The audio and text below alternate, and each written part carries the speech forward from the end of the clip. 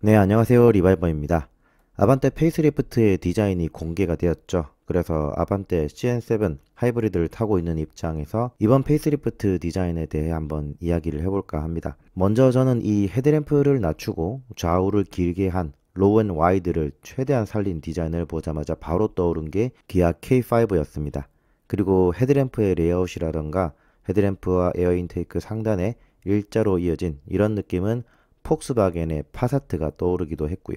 이건 디자인을 따라했다라는 의미가 아닙니다. 오히려 이번 아반떼 페이스리프트는 로우 앤 와이드 스타일과 이 차에서 보여줄 수 있는 포인트를 짚어내서 좀 더 다듬었다, 그런 느낌을 주고 있어요.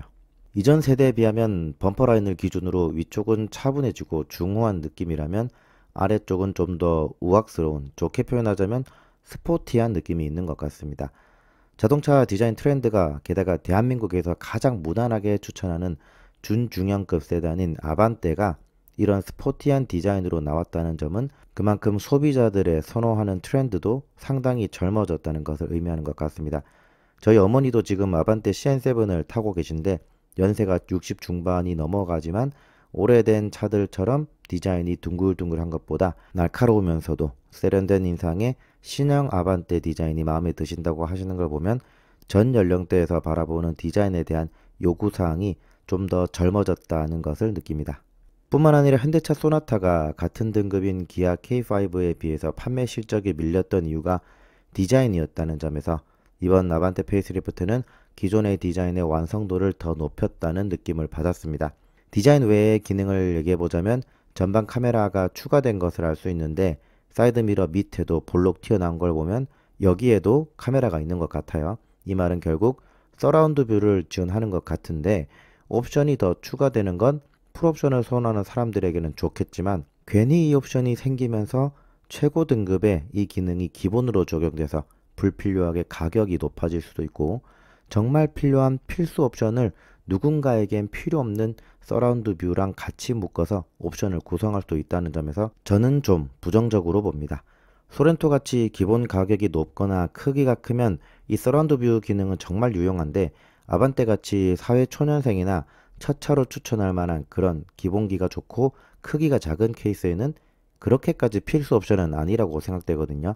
뭐 물론 이건 언제까지나 아반떼를 타보면서 느낀 개인적인 생각이니까 참고만 하시고요. 그리고 추가로 스마트 키로 차를 앞뒤로 이동할 수 있는 원격 스마트 주차 보조 기능도 되는 것으로 보입니다.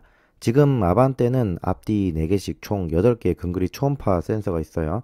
그런데 사진을 확대해서 명암을 조절해보면 전 측방이랑 후 측방에도 초음파 센서가 추가된 것을 볼 수 있습니다. 이 원격 스마트 주차 보조 기능을 적용하기 위해서 꼭 필요한 게 전후 측방 초음파 센서거든요. 그런데 이 옵션도 사실 이 정도 차 크기에 이 옵션이 필요할까 싶은 개인적인 생각입니다. 마지막으로 이번 아반떼의 디자인이나 추가된 기능을 보고 결론을 얘기해 보자면 디자인이 더 멋있어져서 이제 K3는 더 안 살 것 같아요. 이번 디자인은 거의 K3를 학살하는 수준입니다.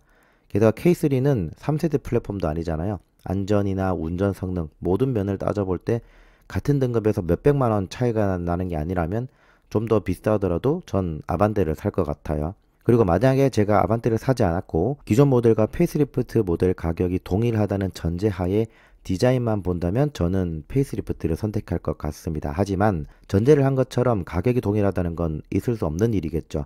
가격은 무조건 오를 겁니다. 다만 국민 준중형 모델 아반떼라는 이름이 있다 보니 현대차 내부적으로도 가격을 결정하는 것에 있어서 상당히 고민하고 있지 않을까 싶습니다.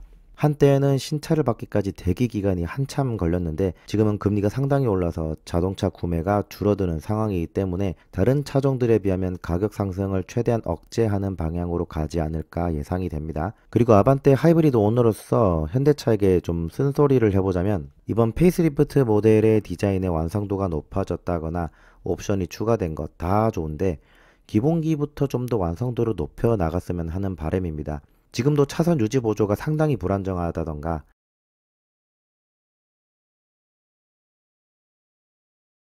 내장재에서 올라오는 소음 등 자동차가 갖춰야 할 기본기 면에서도 부족한 모습이 보이기 때문에 이런 부분들도 좀 꾸준히 개선을 해서 나오길 바라봅니다. 나중에 혹시 기회가 된다면 이 페이스리프트 된 아반떼를 시승해서 관련 영상을 올려보도록 하겠습니다. 지금까지 저는 리바이버였습니다. 감사합니다.